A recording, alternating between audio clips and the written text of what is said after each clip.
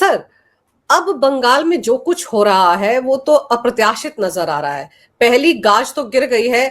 कलकत्ता के जो डीसीपी हैं शांतनु बिस्वास, उन पर लुकआउट नोटिस जारी करवा दिया है ईडी ने। सर फरार हो गए हैं और ममता के बहुत करीबी हैं, एक मनी लॉन्ड्रिंग केस में फंसे हुए हैं। आपने बिल्कुल सही कहा। आप याद करें, इनके पीछे पहले भी पुलिस लगी हुई थी और इनकी तलाश जारी थी, तो ये भूमिगत हो गए थे। डीसीपी हैं और एक ही जगह कुंडली मार के बैठे हैं, शांतनु सिन्हा बिस्वास। आप याद करें कि इनके पीछे पुलिस गई थी, तो कभी एक जगह गए, कभी दूसरी जगह गए, छुप गए, और अब तो ईडी ने भी लुकआउट नोटिस इनके पीछे कर दिया है। अभी तो ये एक शुरुआत, एक छोटा सा नमूना है। आगे आगे नमूना देखिएगा कि किस तरीके के शारदा स्कैम के जो इनक्रिमिनेटिंग डॉक्यूमेंट्स थे वो किसी वरिष्ठ आईपीएस अफसर के पास थे और उसको लेके भूमिगत हो गए थे, और आईपीएस अफसर बहुत ऊंचा उनका अलंकरण हो गया उन कागजों को लेकर के। इसके अलावा आपने देखा होगा ममता के साथ धरने पर कितने आईपीएस अफसर बावर्दी बैठ गए थे बिना किसी शर्म और हया के, और ये भी उन्होंने ध्यान नहीं रखा कि कितनी पवित्र वर्दी उन्होंने पहन रखी है, और जो हिंसा का तांडव किया। और आज आपके सामने जो लग रहा है कि जिस तरीके का उत्साह जो दिखाई पड़ रहा है पश्चिम बंगाल में, जनता का जो उत्साह और हर्ष, हमें तो लगता है कि जैसे 1947 में जब आजादी मिली होगी, जो स्वतंत्रता दिवस पे जो हर्ष और उल्लास था, कुछ ऐसे ही रहा होगा जैसे आज दिखाई पड़ रहा बंगाल में। जगह जगह आपने देखा होगा लोग नाच गाना कर रहे हैं, अबीर गुलाल उछाल रहे हैं, क्योंकि वर्षों से और दशकों से जो उनको रामलीला, दशहरा, धार्मिक जुलूस आदि निकलने नहीं दिए गए, ये जो पीड़ा और ये जो उनकी जो वेदना है वो अब बाहर आ रही है। क्या गया, ऐसे तो बड़ी लंबी चौड़ी फेहरिस्त होगी, क्योंकि जिस घोटाले में ये फंसे, जिस मनी लॉन्ड्रिंग के केस में फंसे, उसमें तो कहा जा रहा है कि और भी बड़े बड़े अधिकारी शामिल रहे हैं। तो यहाँ तो ऐसा लग रहा है कि बहुत ज्यादा क्लीनिंग की जरूरत है बंगाल पुलिस में। उसको कैसे हैंडल किया जाएगा, ये तो बहुत बड़ी चुनौती है। कई दशकों की गंदगी साफ करनी पड़ेगी सर पहले तो। आपने बिल्कुल सही कहा है। ये सिर्फ पुलिस की ही बात नहीं है, पुलिस तो प्राइमरीली जिम्मेदार है ही है। और ये जो आपके जो डीसीपी साहब हैं, इनके अलावा ये अकेले थोड़ी गैंग में थे, इनका एक गिरोह रहा होगा, और इस गिरोह में जितने भी लोग शामिल थे, इनसे नीचे, इनसे ऊपर, और इसमें जो था शांतनु सिन्हा बिस्वास, इनके ऊपर, इनके साथ और इनके नीचे, उनको सबको चिन्हित किया जाए। क्योंकि आपने देखा होगा बड़ी संख्या में बंगाल पुलिस के ऐसे अधिकारी कर्मचारी थे जो टीएमसी के चलते फिरते कार्यकर्ता थे, और उनका दफ्तर पुलिस दफ्तर नहीं, टीएमसी का दफ्तर हो चुका था।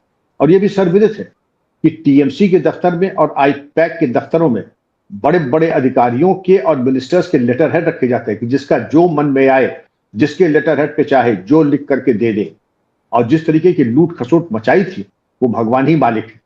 आपने देखा होगा कि बंगाल का ये दुर्भाग्य रहा है कि लगभग 49 साल पहले सीपीआई पावर में आई थी, तो सीपीआई ने गुंडागर्दों की एक फोर्स तैयार की थी ब्लॉक, मोहल्ले और गांव लेवल पे। और वही गुंडे जब ममता पावर में आई 2011 में, तो 2011 में काफी संख्या में ये जो सीपीआईएम और सीपीआई के गुंडे थे वो टीएमसी में आ गए। मोडस ऑपरेंडी यही था, मार कूट, हत्या, बलात्कार और भय और आतंक के वातावरण में, और उस पर कार्रवाई करना और लूट खसोट।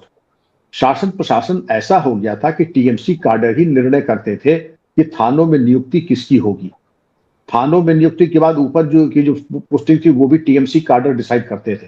वो डीजीपी और पुलिस कमिश्नर तो बस को एक मोहर लगाने वाले थे, और ये हमारे जो शांतनु सिन्हा बिस्वास की तरह रकम कमाते रहो और मूक दर्शक बन के देखते रहो, जो टीएमसी के गुंडे करते रहो। आपने देखा होगा 2021 में जो निर्वाचन हुआ, आपको मालूम होगा कि उसमें 71 दर्दनाक हत्याएं हुई थी।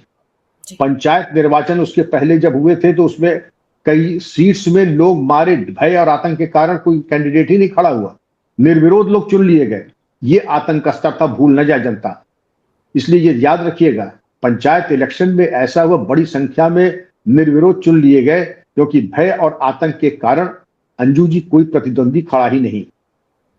अब इसके बाद आपने बिल्कुल सही कहा, इनकी सफाई करने की जो भी जरूरत है, और मैं चाहूंगा कि इसमें 2-3 तरीके हैं पता लगाने के।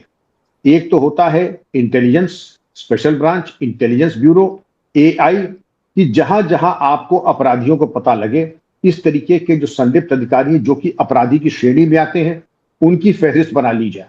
उनकी फहरिस्त बनाने के बाद आप उनकी संपत्ति कुर्क करने के बारे में भी बात कर लें, क्योंकि ये सिर्फ संपत्ति की ही बात नहीं है, इनके संबंध राष्ट्र विरोधी तत्वों से और बांग्लादेशियों से क्या है ये भी पता लगाना होगा।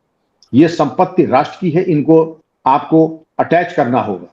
राष्ट्र विरोधी तत्वों के साथ इनका संबंध है, अब 4 चैनल से आप पता लगा सकती हैं। जनता के माध्यम से एक वेबसाइट खोल लीजिए, एक हेल्पलाइन खोल लीजिए, जनता का नाम गुप्त रखिए, जिस भी पुलिस अधिकारी का नाम आए उसकी जांच की जाए।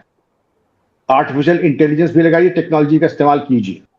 आईबी और स्टेट इंटेलिजेंस का इस्तेमाल कीजिए। हालांकि स्टेट इंटेलिजेंस कितना कोऑपरेट करेगी ये भी देखने की बात है, लेकिन हर जगह अच्छे लोग भी होते हैं, बुरे लोग भी होते हैं।